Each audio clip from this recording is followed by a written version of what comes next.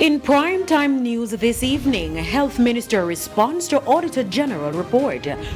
Bogus car dealer at large. Family speaks out about their experience.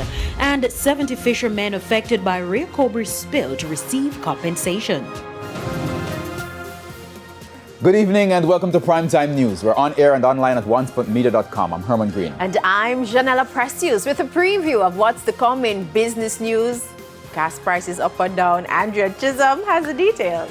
Well, you predicted it, Janella. It's all about gas and oil prices today. And for the second consecutive week, gas prices are going up.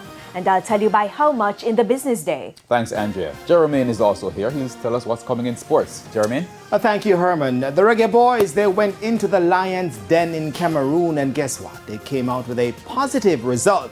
We'll tell you about that a bit later on. The land didn't scare them. There's also sports commentary, E-Prime and weather in this newscast. But before the break, the feedback question. Our question this evening. Describe your worst experience doing business with used car dealers. You can share comments online, facebook.com/television Jamaica, and tweet us at televisionjam1. Please stay with us. Primetime News returns right after this break.